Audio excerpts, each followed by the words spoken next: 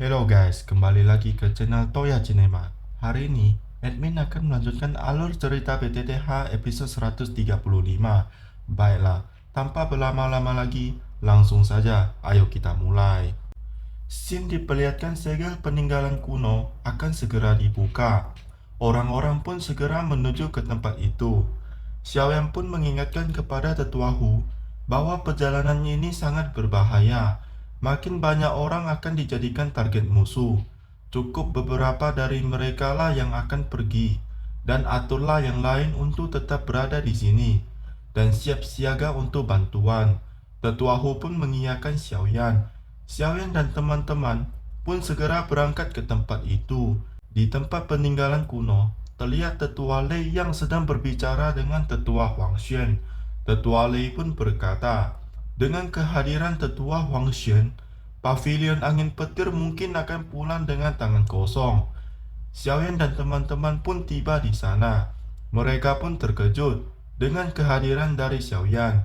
Feng Qing'er pun berkata, Xiaoyan, sudah lama kita tidak bertemu. Tak kusangka kau bisa mencapai tingkat Doujun. Jian pun berkata, seolah-olah klan Phoenix Iblis begitu hebat. Di mataku, kalian hanya sekumpulan burung busuk. Feng Qing'er pun merasa kesal dan berkata, siapa dirimu? Beraninya berbicara seenaknya. Dilanjuti oleh orang di sebelahnya berkata bahwa anak kecil tidak perlu dipedulikan. Setelah ini, Qing'er juga akan menerima warisan dari klan Phoenix dan mencapai Doujun bukanlah hal yang sulit. Dan kau adalah Xiaoyan yang menyimpan darah klan kami ya. Jika kau tetap di dataran tengah, mungkin kami tak bisa berbuat apa-apa. Tapi sekarang, kau Xiaoyan datang sendiri. Xiaoyan pun berkata, hanya dengan kekuatan Doujun bintang 2-mu, Tetua Lei pun merasa senang karena dengan klan Phoenix Langit menangani Xiaoyan dirinya tidak perlu repot lagi. Tetua Sekte Xuanmin pun ikut merasa senang karena Xiaoyan tanpa perlindungan dari Pagoda Pil, bagaimana Xiaoyan bisa mengubah keadaan. Tetua Lembah Api pun datang ke tempat itu. Huar pun menyapa Xiaoyan. Tetua Lembah Api pun berkata, sudah lama tidak bertemu. Semoga kau baik-baik saja, Xiaoyan. Xiaoyan pun memberikan hormat kepada Tetua Lembah Api.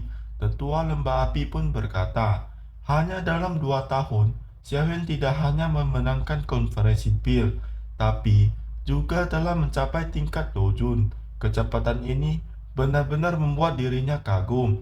Orang-orang pun terkejut bahwa Xiaoyan adalah juara konferensi Pil dan memuji bakat dari seorang Xiaoyan. Xiaoyan pun tidak menyangka Tetua Lembah Api bisa berada di sini. Tetua Lembah Api pun berkata bahwa peninggalan Dosen sangat langka dan ada rumor tentang teknik tempur tingkat tinggi. Dirinya tentu saja harus membawa Huar untuk melihatnya. Dirinya juga berkata kepada semua orang yang berada di sana bahwa Xiaoyan pernah berjasa padanya. Jika ada yang berani menyakitinya, Lembah Api akan melawan meski mungkin tak sekuat mereka.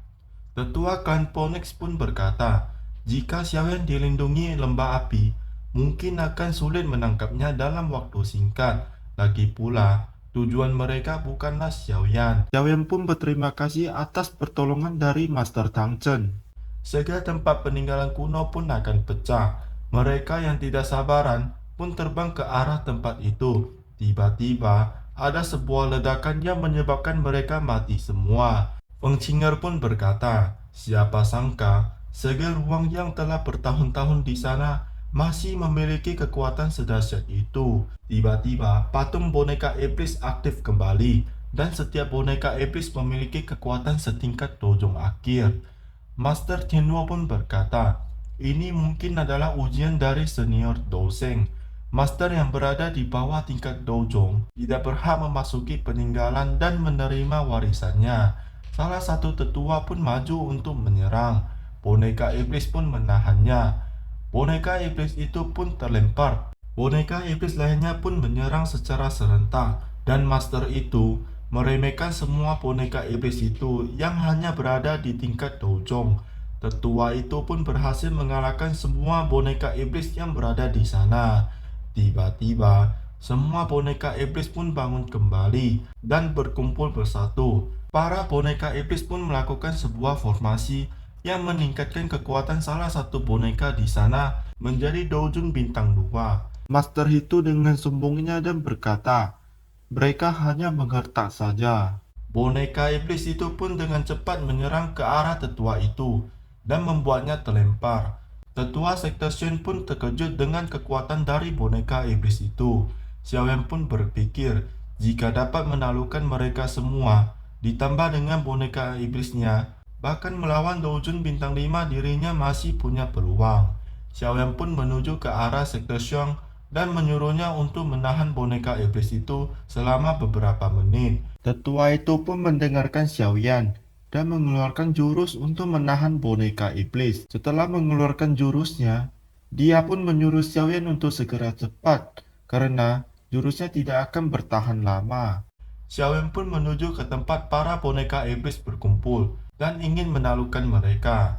Orang dari klan Phoenix pun ingin menggagalkan Xiaoyan dan dihentikan oleh boneka iblisnya milik Xiaoyan. Tetua dari klan Phoenix pun terkejut bahwa Xiaoyan memiliki boneka iblis yang sama persis dengan yang berada di reruntuhan kuno.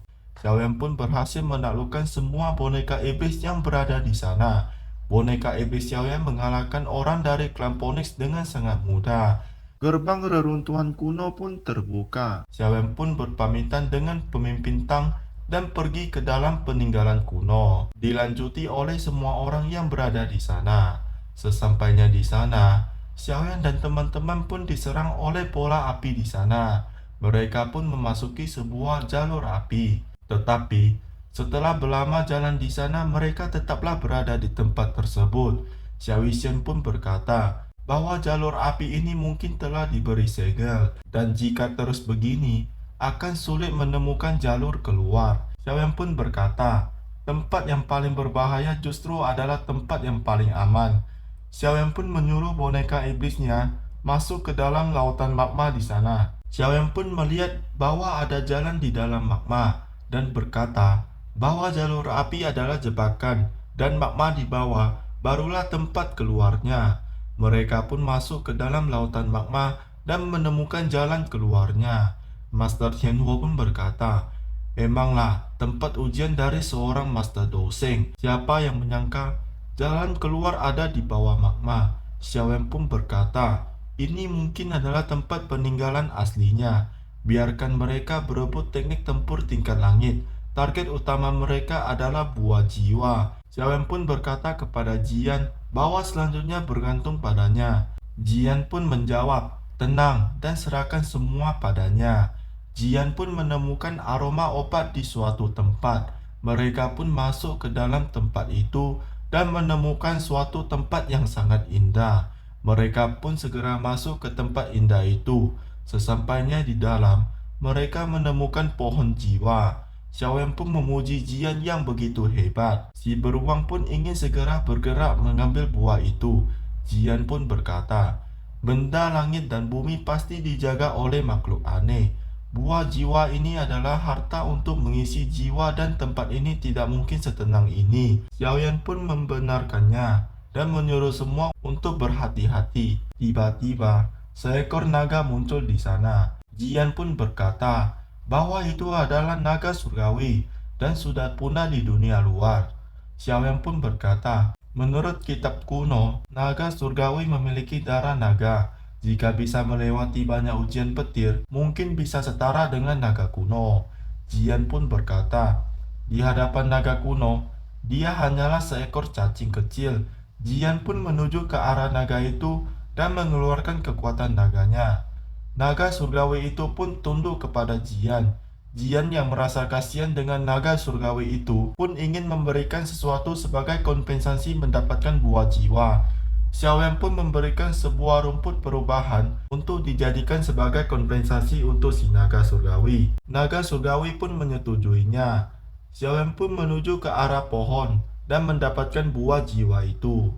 Tiba-tiba, sebuah cahaya muncul dan Jian yang menyentuhnya langsung merasa ada sesuatu yang sedang memanggilnya. Oke guys, itulah alur cerita PTTH episode 135. Semoga kalian suka dengan pembawaan cerita dari admin. Jangan lupa untuk like, komen, share, dan subscribe. Sekian dan terima kasih.